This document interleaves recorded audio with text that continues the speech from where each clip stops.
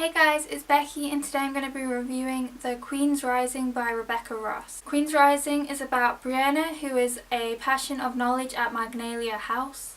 When it comes to the Solstice, however, she doesn't get a patron. And then when she starts having strange visions, the Lady of Magnalia House finds her a disgraced lord as a patron instead. Unfortunately, he has a vengeful plan. There is a plan to overthrow the King of Mavana, to restore the throne to the rightful queen and to restore her magic. For this war, Brianna must choose between passion or blood to be loyal to, and she must choose who does she want to be queen. As we start with Brianna's journey to become a passion of knowledge in Magnalia House, it starts off quite slow. These passions aren't anything about fighting, as she is a passion of knowledge. It's all about books and history and reading and biology. The same go for the other passions. It's music, art, theatre and wit. This means that in the first part of the book we do learn quite a lot about the world, about the history, about all the information that otherwise would have just been info dumped on us in a way that feels realistic to the book. It also really helps knowing all this stuff early on in the book. As we go through,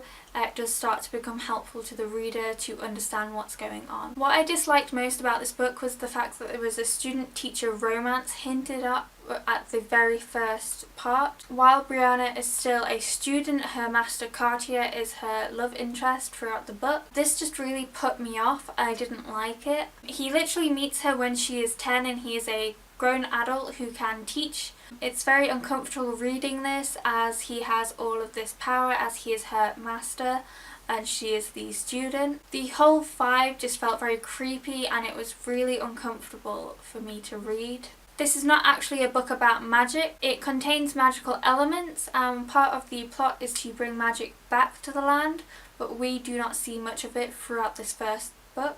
Apart from at the end a bit, we do see some magic. It was much more of a political war story with a plot and trying to get people in the right places like on a chessboard. But I do think this means that there'll be more magic in the second book as it is a trilogy instead of just a standalone. Because I thought it was more political, I did expect more of a ferocious war story. Unfortunately, this didn't really hold on paper.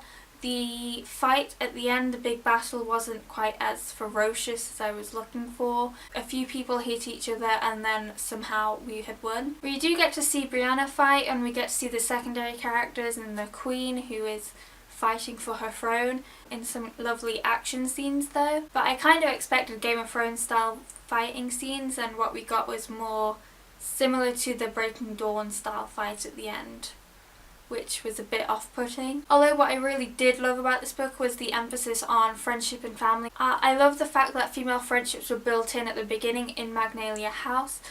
Characters come up throughout the book to assist because of this friendship, and I'm sure this will continue on throughout the other books. There's also a really big importance on family, and the family you choose, not the family you're born into, which I thought was a really interesting part to put into this. And I really loved all the relationships between characters. They felt really in-depth and really important to the plot line. Overall, I really loved this book. I think it was a really interesting premise, even though it wasn't quite what I was thinking it was going to be. It was really good at the same time. The only really big problems I had was that there was a romance between student and teacher, which I didn't enjoy, and that at times it felt a bit slow, and that it's a great read. Thanks for watching and I hope to see you again soon.